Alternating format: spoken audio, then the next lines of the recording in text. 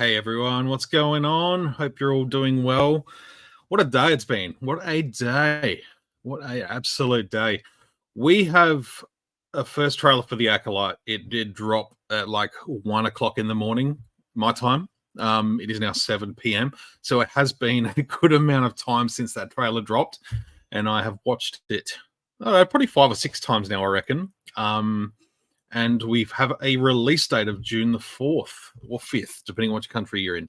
In terms of time zone, that may change, but I think here in Australia it'll be June the 4th. I don't know. I think June the 4th. I think that's what all the posters are saying. Either way, it's going to be June.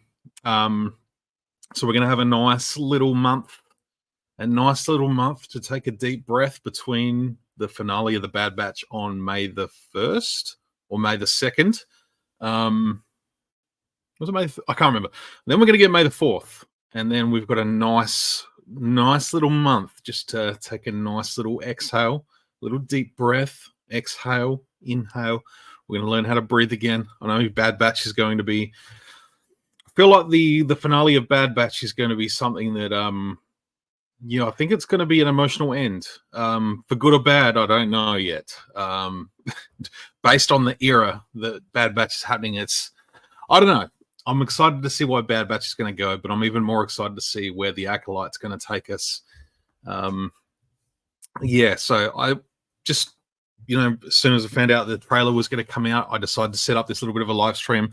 Wanted to come on and chat. And in terms of collecting and stuff, I do believe Hasbro has a bit of a Star Wars thing going on tomorrow. So I think that timing is definitely meaningful. I think we're going to get a look at the very first figures coming from the Acolyte in Black Series and TVC. Hopefully a bit of both. Hopefully a nice balance. I'm excited to explore this era of Star Wars in the Acolyte, 100 years before the Phantom Menace. It's going to be, whether it is exactly 100 years. It's nice to be able to play around, and you can wiggle it within a couple of years. But to know that there is a whole century before the Phantom Menace, they've got a lot of playground to go to town with this series. Obviously, it's coming up towards the end of the High Republic era. We're sort of going through those 3 phases of the book publishing series that's been coming out the last few years. I'm about halfway through the second phase. I'm just finishing off. Can't even think of the book. Something about the Hidden City. Quest to the Hidden City. Hello to everyone watching. I do appreciate it. Linda's here in the chat. There's a good old friend straight out of Coruscant. Hope you're doing well, mate. It's good to hear from you. Really good to hear from you. It's a very, very exciting time, particularly when we're getting some character crossover. One character that stands out is Vanestra Rowe. Now, she's been a really cool character to sort of follow through the High Republic books. Looking forward to picking up more when I get into phase 3. Obviously, phase 2 of the High Republic jumps back into the past before phase 1. Vanestra Rowe. So she's a very cool young Jedi Knight, very much a Jedi prodigy, where she has, become a Jedi Knight at the age of 15 or 16, just taking on an apprentice. And to see her character come out in the Acolyte somewhere in her 50s, I'm guessing. We'll see. So I'm excited to sort of see some of those crossovers from the books, from the High Republic book series into live action, seeing how much there is going to cross over. I'm loving what I'm hearing about some of the story ideas coming out of this. I don't think it's going to be. This is going to be off the radar a little bit. It's been very well hush hush. It's been very, very quiet. We haven't had any leaks. There's been very little coming out about this show until now. But yeah, very much looking forward to it. I think there's been a few little bits getting out there today. Just obviously with the news, with the trailer, there's been a few little bits and pieces from what's the showrunner, Leslie Headland. So she's sort of come out and said a few things, and it's whatever you think this is, it's not going to be what you think. It's going to be, what's the best way to put this? So basically, what she said, if the original Star Wars is the man, or the rebels versus the institution, very much sort of saying that the Jedi Knights are the institution in this, and it's about how this is about power. This is how power can corrupt for good or bad. And I think it's really going to set up for how we see the Jedi come the prequel trilogy. So what we get when we come to the prequel trilogy is a Jedi Order that is flawed. There's literally a Sith Lord governing the galaxy, and they have no idea. They've been bogged down in the dogma of their ways, to the minutiae, all the petty little things, which inherently leads to things like Ahsoka leaving the Jedi Order, Anakin turning to the dark side because they don't embrace what he is as a person, as an individual. They're very much built as an institution, doing what they think they need to do, rather they've lost their faith in the Force. So I think what we're going to see is probably the last days of the Jedi having that maximum faith in the Force. We get a lot of that in the High Republic, and we're sort of seeing that break down through the High Republic books and the stories there. Is that how, in particular, the Nihil, how they can really break down the Jedi to their core, to the point where they have creatures that can kill them, basically. Now, you have to excuse me because I'm not totally caught up with the High Republic. There's still a lot of stuff I've got to read. There's a lot of reading. A lot of reading. That's a big publishing campaign, and I give credit to everyone who has been able to keep up with it, because far out. Including the comics, there's the Star Wars Adventures comics. It's nuts. There's so much, let alone all the books. In my earlier years, I was a very quick reader. And I know when I focus, I can read quickly, but it takes something very, very special to pull me in and have me. And that doesn't happen as much, whether or not it's just I'm getting older. Whether it's just I spend too much time scrolling on Facebook and Instagram, that's probably more so the case. Need to let my imagination jump in and take over. So just before I continue on, I just want to get through some of the chat. Jados, what's going on, man? Good to hear from you. Roman King, thank you for tuning in again. Derpy Entertainment here. It was okay, trailer. The dialogue of writing has me skeptical. Well, we'll see. There's not a lot of dialogue in the trailer. It's all sort of there's a lot of just sort of very basic sort of stuff there. Just sort of painting the picture of where we're at. I'm very concerned. I'm not a skeptic. I'm not concerned. I'm just along for the ride. I think that's the best way to go with it, is just be along for the ride. If you're expecting disappointment, you may very well get it. I've sort of spoken to a couple of people that are expecting to see the early days of Darth Plagueis. I don't think we get 100 years out, maybe not. I don't think we're there yet. I think this is sort of planting some very early seeds. This is more about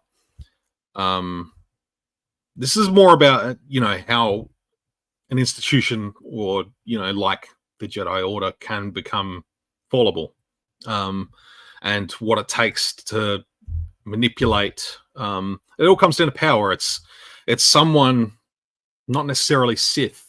The Acolyte doesn't necessarily mean dark disciple. Like, it's not a disciple of the dark side. It's Acolyte something else. Although all hints lead towards, dark side users sort of infiltrating, doing what they need to do. I think the Sith are still hidden. There's a reason why we get to the prequels and they said that, they've been extinct for a millennia, Except for, Kiadi-Mundi doesn't then go, oh, except 100 years ago when there was this whole dark side thing. But, obviously this wasn't written at the time of the prequels. So um, it's going to be interesting to sort of see how, it's like when you hear about,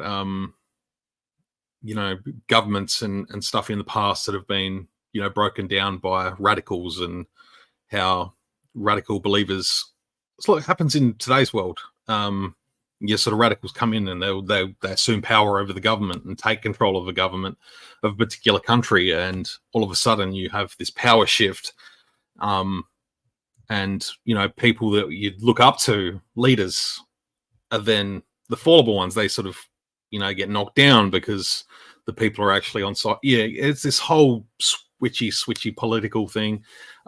It's going to be interesting to sort of see how this all unfolds. But yeah, like I said, it's going to be very much the start of the downfall of the Jedi. I think it's, there's a reason why we get to the prequel trilogy and they're all just in, plain brown robes. There's a reason why characters like Count Dooku become,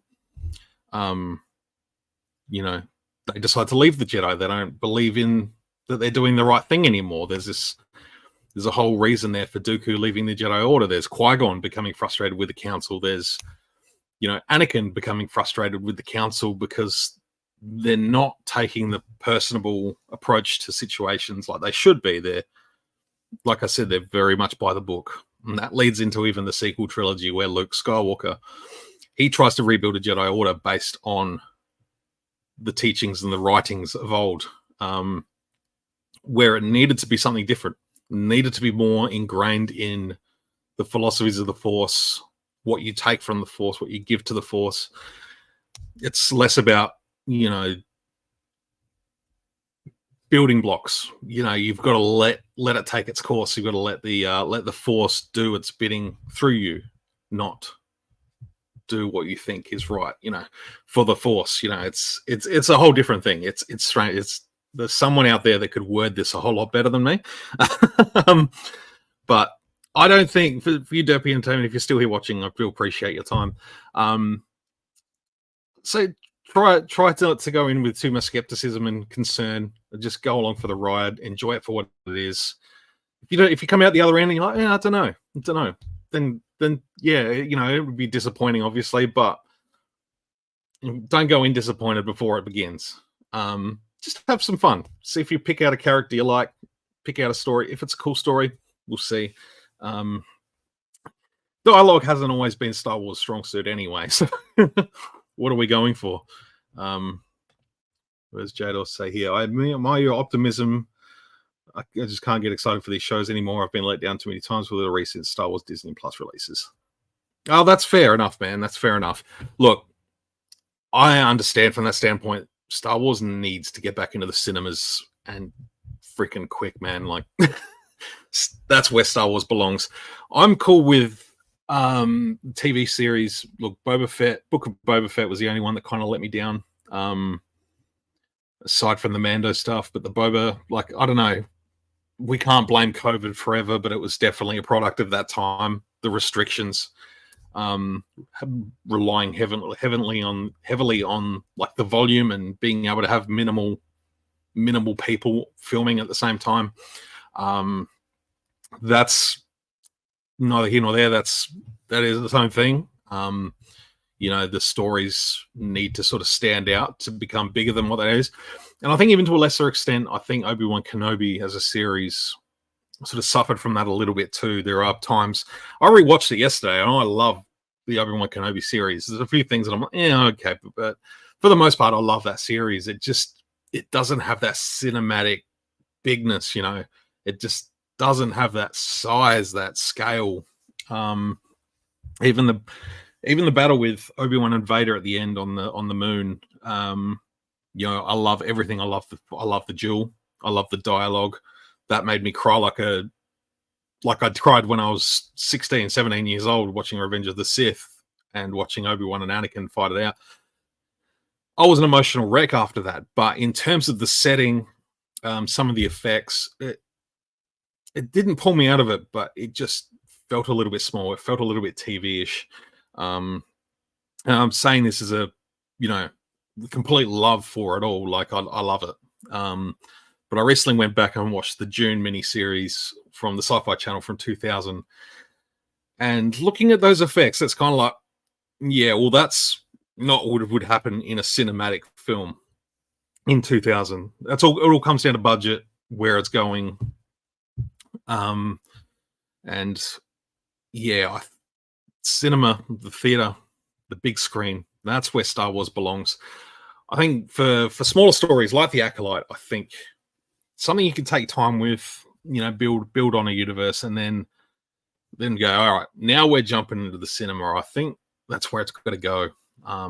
It's got to come back to the cinema. It's got to come back to something we can get excited about. This, whether you like the sequel trilogy or not, those sort of 5 years of films, including Rogue One and Solo, it's the hype machine. It's getting pumped up. It's looking forward to it. It's booking your tickets on release day. It's seeing what merch is out there. It's going and buying a popcorn bucket at the thing, and it's it's, you don't get that with Disney Plus streaming. We try to make a little bit of fun of it with work. Where I work, Castle Run here in Collectibles, we've tried a couple of times to get some folks to come in and watch the opening episodes of a new show, and we did for Ahsoka, but with Bad Batch, we didn't get anyone. And it kind of worked out okay because they changed the air time, so it was going to be like 3 hours after we were planning on kicking off anyway. So we've tried to make a little event out of it, and we'll continue to do so, because that's, as Star Wars fans, we want to eventize these TV series and make it more about what we love about going to see a Star Wars movie in cinemas, and just make it more of an event. So that's what we're going to try and do. We're going to continue trying to do that. We're going to be doing it with the Acolyte, man. Like, I'm going to be partying down that night. It's going to be awesome. And there may or may not be a bit of a podcast / after show thing happening. So, having done it for a few of the shows recently, have done things in the past with The Mandalorian. We did Mando Watch, did the sort of the Book of Boba Fett after show, and I don't think I did one for Obi-Wan Kenobi, but I haven't done one since. So I'm looking forward to that. We're just sort of in some plans. I won't be alone on it too. So I'm looking forward to stringing this together over the next month or two, trying to plan this thing out and get it going. So it's going to be fun. It's going to be fun. Really looking forward to, being able to just kick back and chat about it. I'm in a good place now. I'm in a good place where I can do that.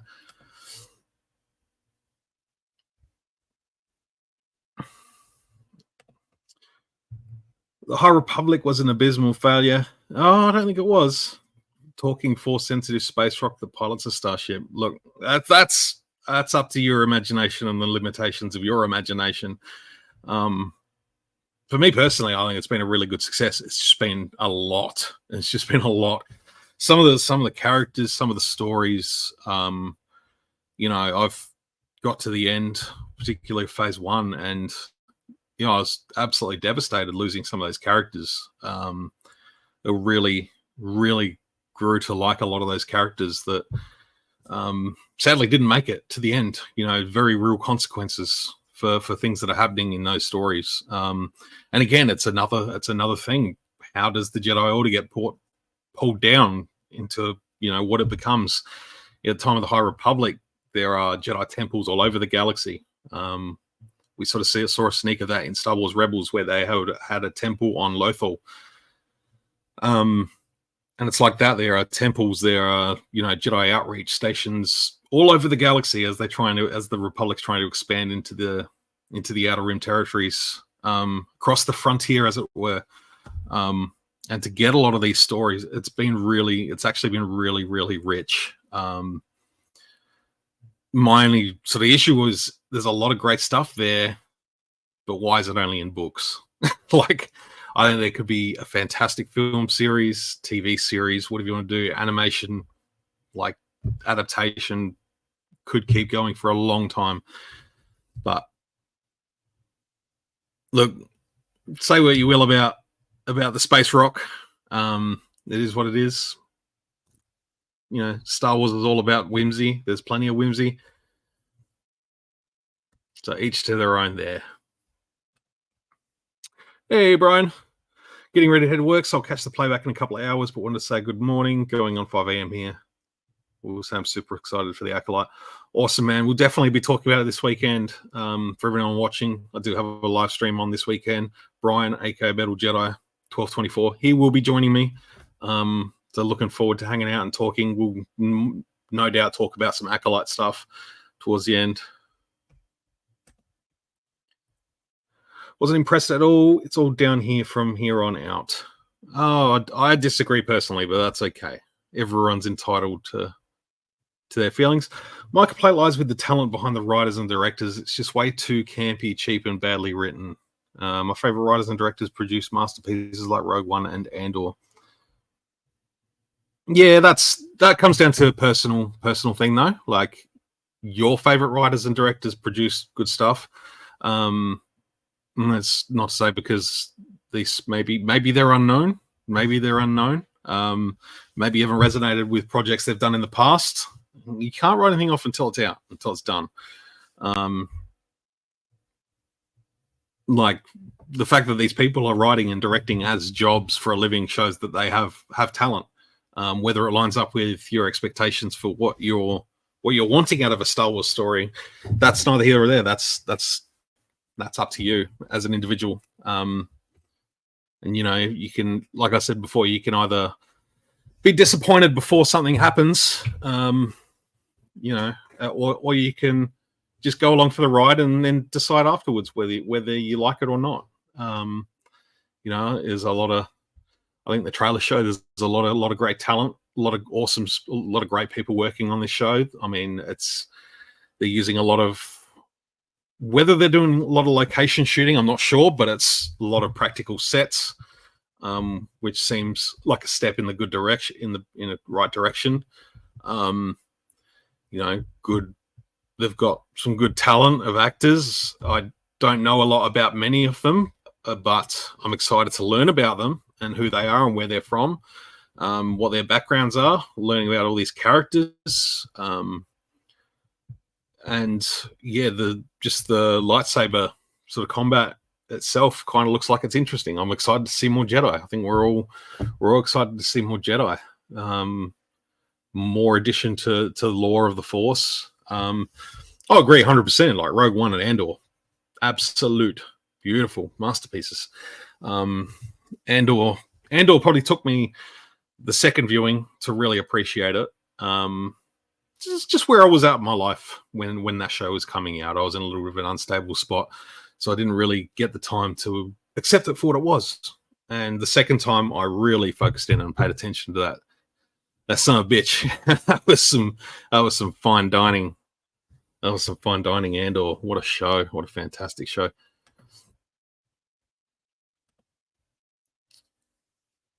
Personal list is Mandalorian 1 and 2, Rogue One and Andor, really good shows. Everything else is abhorrent. Again, opinions. It's not objectively abhorrent. If you don't like it, that's cool. It's all good. Clone Wars. Hey, don't knock Clone Wars, man. Clone Wars is A+. Clone Wars get... Unless I know what you're talking about, not Clone Wars. You're talking CW. Yeah, sorry, my understanding. I got you. Look, they're not that bad. That was some rough stuff there. Oh, look, I got started with Arrow. Again, that fizzled out when it became a soapy. The Flash, that was good for a couple of seasons, and then it turned into a soapy. But yeah, the whole... This is so different to what the CW do. Like, I just think of the Flash and how much of it was set in that laboratory of them just having chats, and then all of a sudden everyone's got super speed and everyone's got speed force ability, and it was just out of control. No, I wouldn't go as far as saying they're CW quality. Look, CW pumps stuff out really, really quick. I think there are people with their hearts in the right places with Star Wars. I think the people that are doing it. Like I was saying before about Book of Boba Fett and um, at least some of Obi-Wan Kenobi, I think there was some restraint there. Um, and that's maybe outside sources. I don't know. We're just gonna have to see what comes next. Maybe the Acolyte will steer things into a better looking production for the future.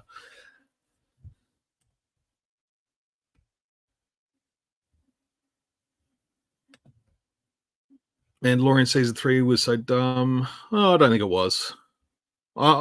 It was telling a bigger story. It was doing a little bit more than it probably needed to yet. They probably could have done some different things, but well, I enjoyed Mandalorian season 3. It was um it went from macro lens on Din and Grogu to a bigger picture. It went to a bigger picture of the story, which I think it needs to go to at some point. If it's going to get to cinematic level, it needs to take a look at a bigger picture, rather than a small adventure.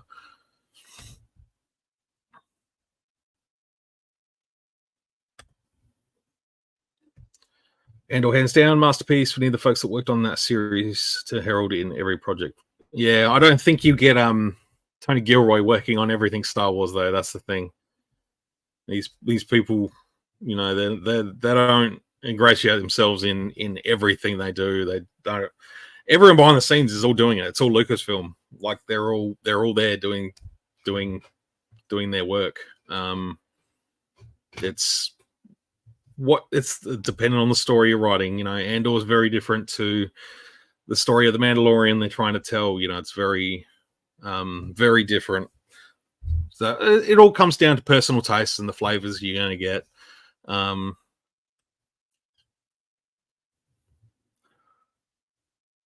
It's bad beyond bad. Oh, I don't know about beyond bad.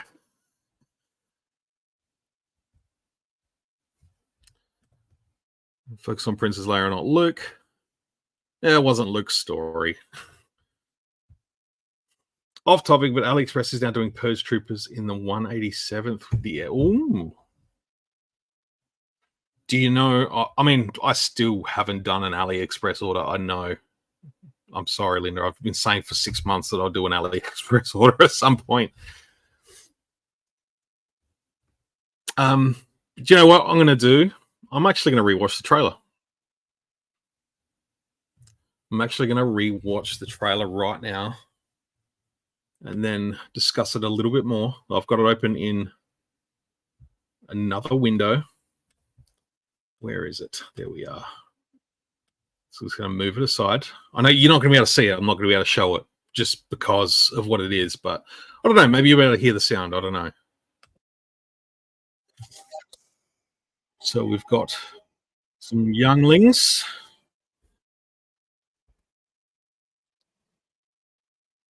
I don't know if you guys can hear it, but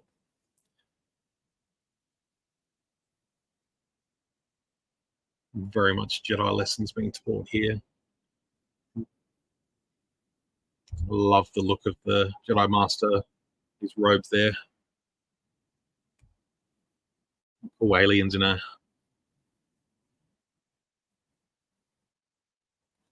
There's a lot of very, very Asian inspired locations and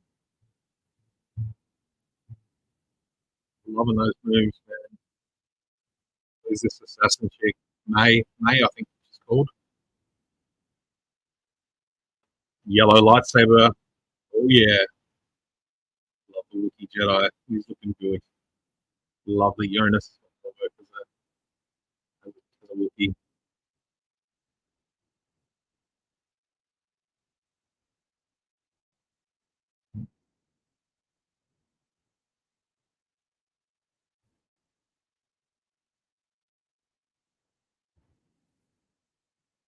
She's saying it right there.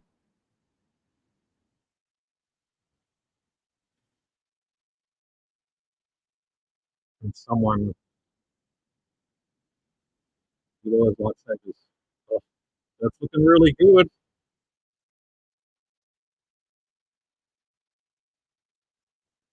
I don't know about you. I'm pumped. I'm looking forward to it. yeah, like I said, it's about power. It's about power and who gets control of the Jedi at this point. Obviously, feel like they are heralds of the light, and obviously the Sith, Darksiders. There are other, the Night Sister witches. There are other sects of Darkside that don't believe that. Even Luke began to believe that the Jedi weren't meant to be the heralds of the light side. That to say that would be absent without them was hubris, and he was absolutely right.